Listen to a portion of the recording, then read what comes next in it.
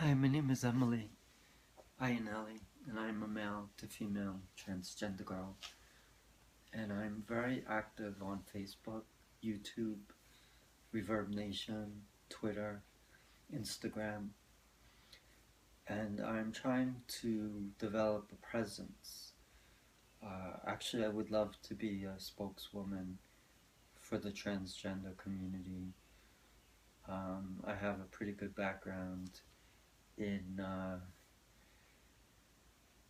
science, math, and also business, and I can bring that experience to benefit me whatever direction that I go into.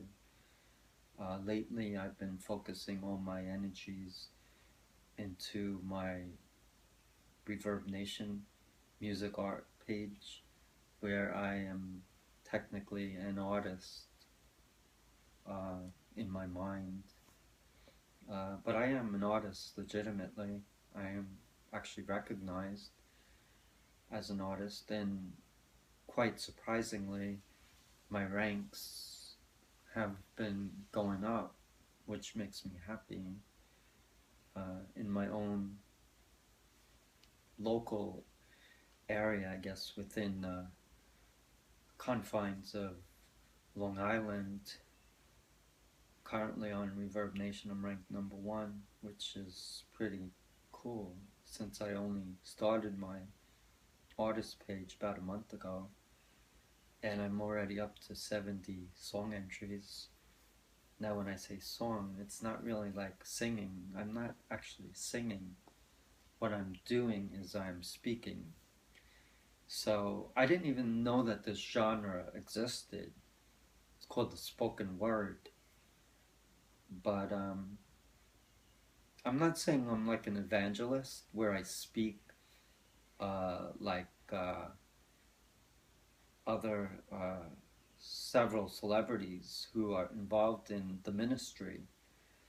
But I speak of things that are important to me, and I channel that into my speaking, whether it's through video or through audio clips.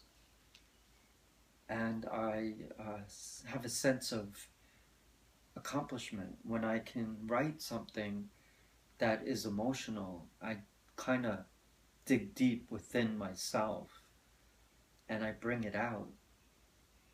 And that's not easy to do.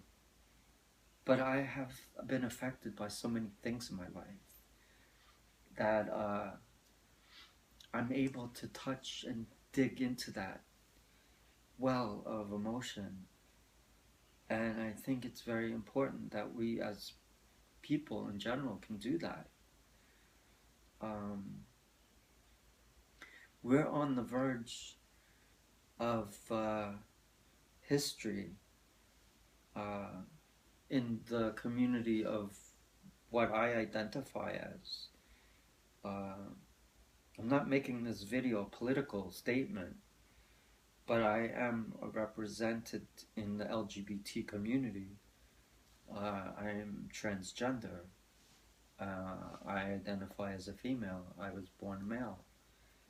And I think that it's important that we have rights that are protected. I have been out of work now for about 2 years, a little more than 2 years actually, since April of 2013. I lost my job because the owner was transphobic. Now I can't outrightly state that, and I didn't take any course of action over it, but it was clear as day that he just didn't want to deal with my transitioning at work. And you know, it affected me. I was psychologically affected. You know, I have a wife and a son, and I have a family that I need to take care of. and I also have to take care of my own medical needs. You know, it's not easy going through transition, and I definitely feel that we are probably one of the most misunderstood, not only within the LGBT community, but just in general. We are the one of the most misunderstood of people. Uh, it seems that nobody wants to really deal with a transgender individual. Uh, but with all of the recent developments in the media, with Caitlyn Jenner, obviously, who was formerly Bruce Jenner, I think that we have a positive change of coming to be. But we've also had tragedies, like the Lila Alcorn suicide tragedy. The teenage community within the LGBT, especially the transgender, is very much at risk. And we are talking about young lives here of teenagers who are prone to suicide because of rejection.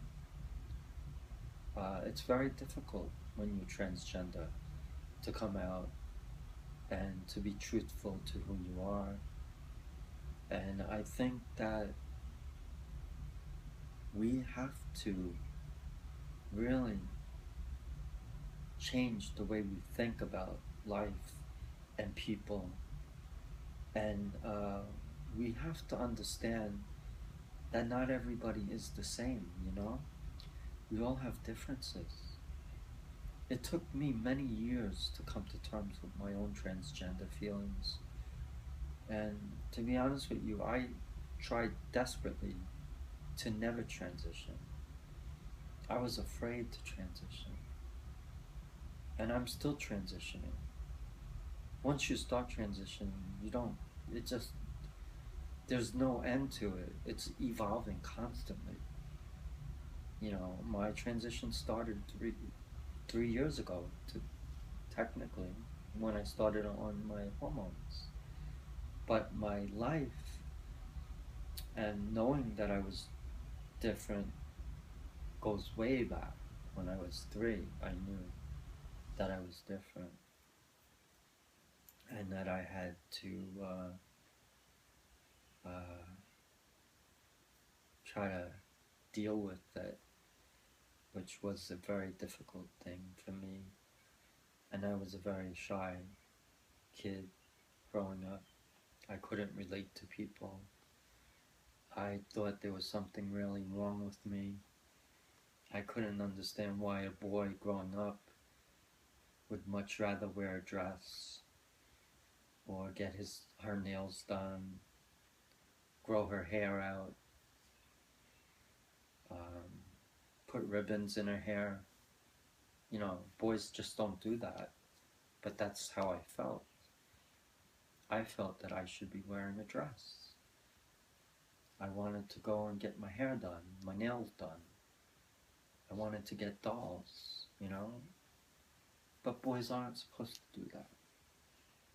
I wasn't a boy, to be honest with you. I was born a boy, but I didn't feel like a boy.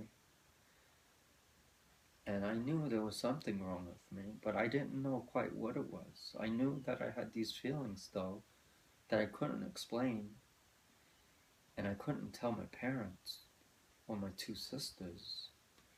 So I kind of lived quietly, and I was closeted. I lived in the closet all my life, essentially.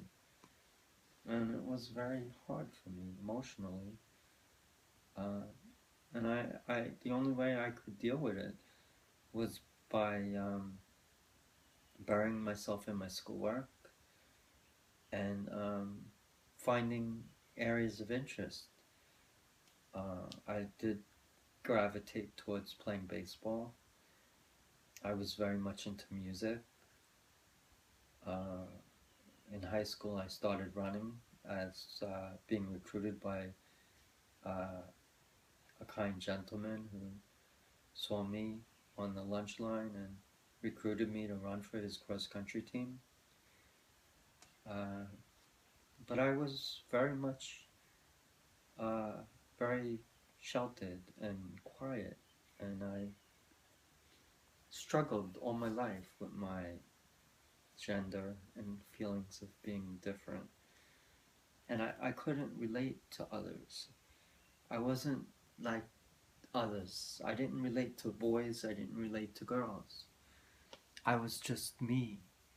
And I didn't know how to talk about it. And I think by my association now with social media, being on Facebook, YouTube, Twitter, Blogger, Instagram, Reverb Nation, um, so many. I can't even think of them all. But I'm on most every one. LinkedIn, um, Stumble Upon, um, Dig. I don't even know what Dig is, to be honest with you, but I use it. I think it's important to be truthful. And I noticed that there are young people that are drawn to me now that I never had before, that are seeking my advice because they see me as a transgender woman and they want to get my perspective, I guess. And what I like to do is communicate my feelings, whether it's in a YouTube video or a sound recording that I do on my Reverb Nation page with my writings, lyrics that I share to my Facebook page, my Twitter account, my Instagram account, and that's how I communicate. And I think that if I can, I'm sorry, I'm just looking at the time on my camera because YouTube limits me to only 15 minutes. I got in trouble for doing a dance video with a copyrighted song, so I have to be careful. But I try to get my message across that it's okay to be different. There's nothing wrong with that.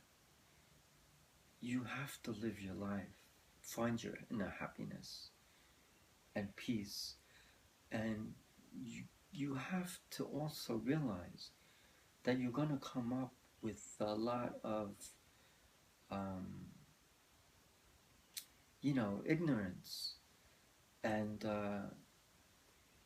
I'm not going to tell you it's going to be an easy transition if that's what you are, transgender, and you feel you need to transition.